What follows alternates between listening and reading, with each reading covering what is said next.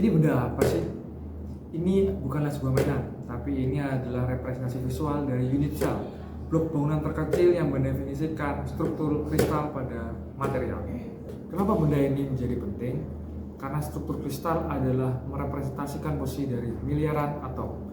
Atom-atom ini akan mendefinisikan apakah sebuah struktur bersifat kuat, ringan, reaktif, atau bahkan bisa menjadi katalis nano. Video ini kita bakal fokus ke salah satu struktur kristal, yaitu hexagonal closed pack atau HCP. Dan lihat bagaimana susunan atom di dalamnya bisa dijelasin cuma dari satu unit sel kecil kayak gini. Sebelum kita masuk ke heksagonal, kita mundur dulu sedikit buat lihat konteks besarnya. Di dunia kristalografi, ada 7 sistem kristal yang dipakai buat mengklasifikasikan bagaimana atom-atom menyusun diri di ruang 3 dimensi. Ada kubik, tetragonal, ortorhombic, monoklinik, triklinik, trigonal, dan heksagonal. Setiap sistem punya bentuk unique cell dan parameter kisi yang berbeda. Di antara semua itu, sistem heksagonal adalah rumahnya struktur HCP yang jadi fokus video kita kali ini. Sekarang kita zoom in ke cara atom-atom di HCP tersusun. HCP itu bisa dibayangin sebagai tumpukan layer closed patch yang berulang.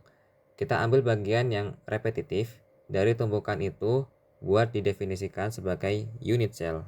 Mulai dari layer A, dari atas, layer A kelihatan kayak pola heksagonal.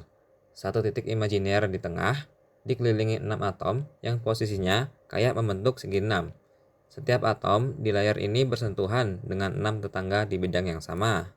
Di antara layer A, kita taruh layer B. Atom-atom di layer B ini nggak duduk tepat di atas atom layer A, tapi masuk ke cekungan-cekungan di antara 3 atom A. Kalau kalian lihat model HCP, biasanya atom-atom di layer B ini diberi warna yang berbeda, seperti model yang kami buat. Kalau kita teruskan tumpukannya, patternnya jadi AB, AB, AB, ke arah sumbu C. Jadi beda dengan FCC yang punya stacking, ABC, ABC, ABC. Jadi HCP cuma bolak-balik antara dua posisi, A dan B. Dari susunan layar tadi, kita bisa masuk ke cara yang sedikit lebih formal buat mendeskripsikan posisi atom, yaitu pakai koordinat fraksional di dalam unit cell. Di sistem heksagonal, kita biasanya pakai 3 sumbu di bidang A1, A2, A3 yang jarak antar sudutnya 120 derajat. Ditambah satu sumbu lagi, yaitu sumbu tegak C. Sekarang kita jawab pertanyaan yang sering banget keluar di ujian. Berapa sih jumlah atom per unit sel untuk struktur HCP? Untuk hitung jumlah atom per unit sel, pertama kita visualkan satu atom berada di atas, tengah, dan di tengah-tengah antara 3 unit sel. Kita hapus bagian yang tidak masuk unit sel, maka didapatkan setengah dari atom. Lalu kita hapus lagi unit sel lainnya, sehingga menyisakan satu unit sel, maka menjadi 1/6 visual dari atom. Dengan begitu, kita bisa mulai menghitung total atom. Pertama, sudut heksagonal terdapat 12. Maka 12 kali 1/6 sama dengan 2 atom. Lalu bagian layer B tidak ada yang terpotong, maka berjumlah tetap 3 atom. Lalu atom bagian tengah, yaitu layer A itu terpotong setengah atomnya, dan terdapat 2 atom pada layer A, atas dan bawah, maka 2 kali 1/2 sama dengan 1 atom. Maka didapatkan jumlah atom ialah 6. Setelah dapat jumlah atomnya, bisa lanjut ke konsep yang namanya Atomic Packing Factor atau APF. Secara simpel, APF itu memberitahu seberapa rapat atom-atom dikemas di dalam satu unit sel, berapa persen volume benar-benar diisi oleh bola-bola atom, dan berapa persen sisanya berupa ruang kosong. Untuk menghitung APF HCP secara lengkap, kita butuh dua hal, yaitu volume total 6 atom di dalam unit sel dan volume unit selnya sendiri yang bentuknya prisma heksagonal dengan tinggi C, dan didapatkan hasilnya 24/2 dikali R kuadrat. Kemudian untuk rasio idealnya, C/A ialah 2/2/3 yang mana rasio didapatkan dari perhitungan suatu yang cukup panjang.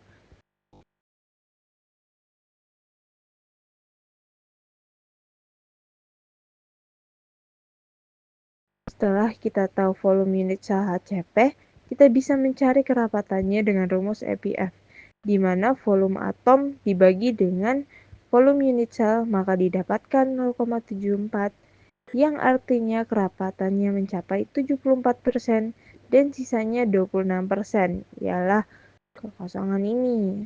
Menariknya, nilai 0,74 ini adalah packing tertinggi yang bisa dicapai untuk susunan bola identik di 3 dimensi, dan hanya 2 struktur yang bisa mencapai efisiensi setinggi ini, yaitu HCP dan FCC.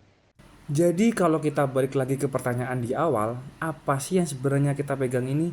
Dan kenapa model kayak gini penting banget di dalam material science? Sekarang jawabannya jauh lebih jelas. Pertama, model ini mewakili unit sel HCP, bagian terkecil yang kalau diulang jutaan kali bakal membentuk kristal logam real seperti Mg, Zn, Ti, Cd, dan lain-lain. Kedua, dari model sederhana ini kita bisa tahu di mana layar AB tersusun, di mana posisi atom bisa ditulis sebagai koordinat fraksional, berapa jumlah atom per unit sel, sampai seberapa padat atom-atom ini terkemas. Dan yang gak kalah penting, semua ini gak berhenti di level teori. Susunan atom kayak gini nanti yang menjelaskan kenapa suatu logam bisa kuat tapi ringan, ductile atau brittle, bahkan cocok atau enggak dipakai di aplikasi kayak aerospace, konstruksi, atau device elektronik. Jadi, lain kali kalau kalian lihat model unit sel kayak gini di lab atau di kelas, jangan dianggap cuma mainan bola-bola pipa.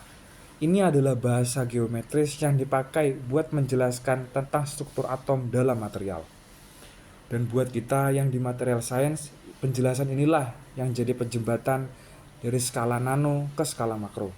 Terima kasih udah nonton. Kalau kalian tertarik, kalian bisa explore lebih jauh tentang HCP dan struktur kristal lain, mulai dari 7 sistem kristal yang kita sebut tadi sampai ke cara melihat atom pakai elektron microscope. Sampai ketemu di video berikutnya.